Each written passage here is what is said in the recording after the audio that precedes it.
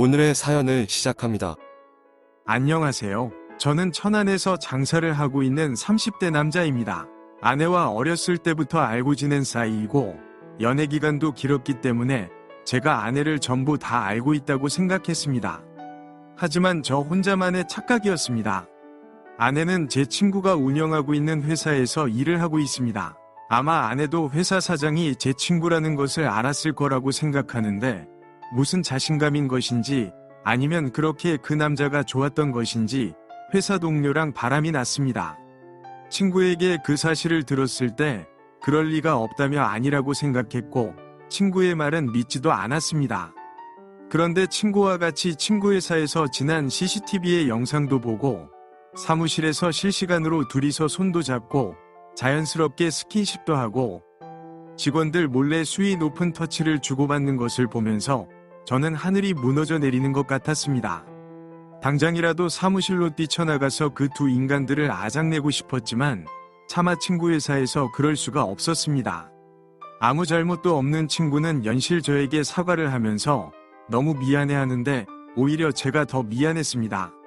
아내의 취업을 부탁했고 그런 친구의 부탁을 들어준 것밖에 없는데 아내는 그런 곳에서 열심히 일을 하고 도움을 줘야 하는데 바람을 피우고 있으니 제가 친구를 볼 면목이 없었습니다.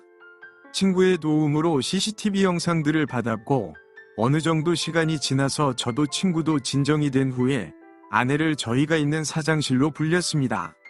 아내는 아무 생각 없이 들어온 사장실에 제가 있는 것을 보고 살짝 놀라는 눈치였습니다. 친구는 자리를 비켜주었고 아내와 둘이서 이야기를 하였습니다. 좀 전까지도 내연남과 둘이서 손잡고 이야기 두고 받는 것을 다 보았고 저장해 두었다고 하였습니다. 그러니 거짓말하지 말고 솔직하게 다 말해달라고 하였습니다.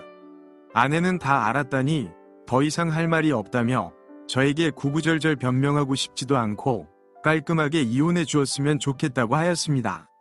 미안한 마음은 드냐고 물었더니 이혼할 사이인데 그런 것이 의미가 있냐면서 듣고 싶으면 사과해 주겠다고 하는데 정말 어이가 없고 눈물만 났습니다. 문 밖에서 듣고 있었는지 친구가 들어와서 아내에게 화를 내는데 아내는 부부 문제이니 사장님은 빠지라고 하였습니다. 친구는 아내 보고 나가라고 하였고 저한테 친한 변호사를 소개주겠다면서 걱정하지 말라고 하였습니다. 그날 저녁은 아내는 집에 있는 자기 짐을 다 챙겨서 집을 나갔습니다. 며칠 동안 장사도 안 열고 집에 있었는데 친구가 집에 찾아왔습니다. 곧 친한 변호사도 올 거라면서 하고 싶은 말이나 원하는 것이 있으면 뭐든지 편하게 하라고 하였습니다. 그러고 얼마 지나지 않아 친한 변호사라는 분이 왔는데 알고 보니 친구의 처남이었습니다. 서초동에서 이혼 전문으로 일하고 있는 분을 천안까지 부른 것이었습니다. 제가 말도 잘 못하고 설명도 부족하게 하자 친구가 다 나서서 모든 상황을 설명해 주었습니다. 그러면서 뭐든지 다 받아내고 재산 분할도 최대한 유리하게 해달라고 하였습니다.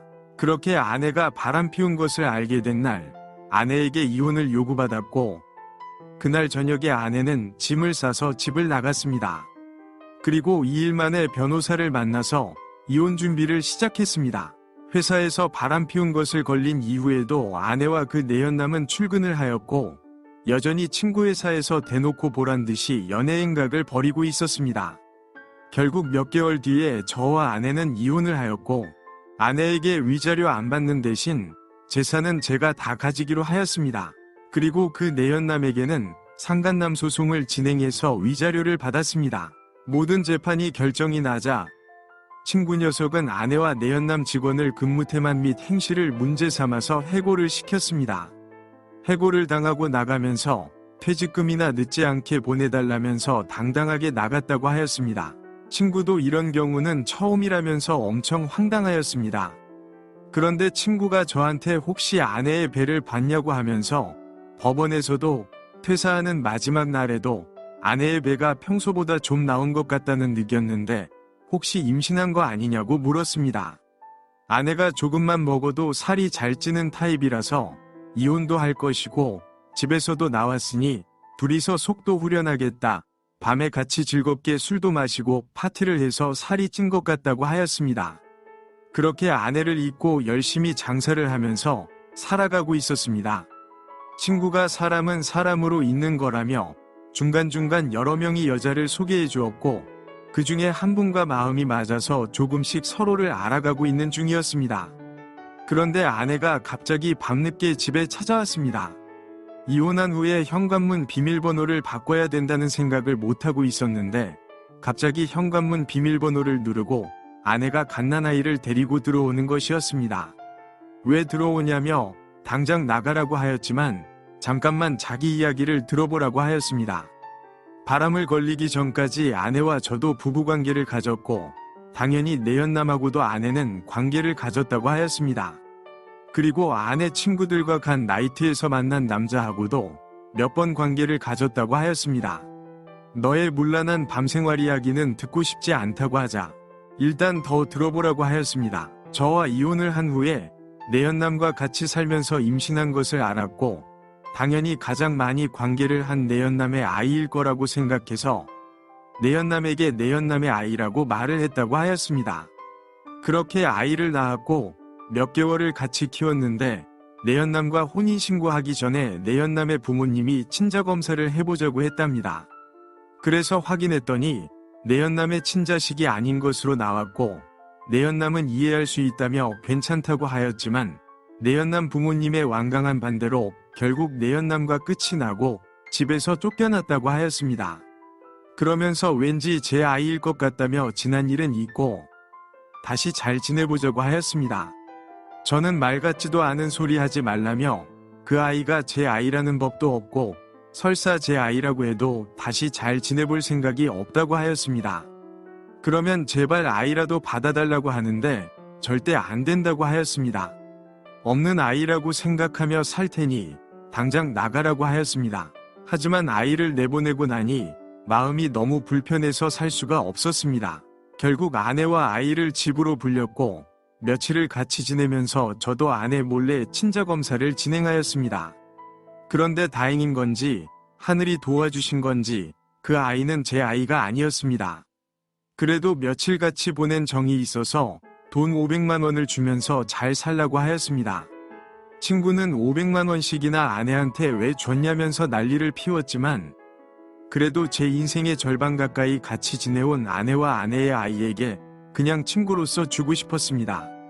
지금 어디서 어떻게 지내는지 소식은 전혀 못 듣고 있고 가끔 연락 오는 작은 천한 말로는 장인어른의 완강한 반대로 아내는 처갓집에도 못 들어가고 있고 아직 애가 너무 어려서 일도 못 다니고 있다 보니 처남이랑 처제가 생활비를 보태주고 있다고 하였습니다. 좀 더 크면 어린이집 맡기고 일을 다니려고 하는데 요즘 경기가 안 좋다 보니 그것도 만만치 않은 것 같다고 하였습니다. 결국 다 지나고 생각해보니 저와 이혼소송 중일 때도 아내는 어떤 남자의 아이를 임신 중이었다는 것이고 만약 이혼하지 않았다면 바보처럼 제 아이인 줄 알고 키웠을 거라고 생각하니 친구가 서둘려서 빨리 이혼하길 정말 다행이라는 생각이 들었습니다. 평생 친구에게 감사하며 살아가겠다고 하자 매주 술을 사라고 하더군요. 오늘의 사연은 여기까지입니다. 구독과 좋아요, 알림 설정 부탁드립니다. 긴 글을 읽어주셔서 감사합니다. 구독과 좋아요 꾹꾹 눌러주세요. 꾹꾹.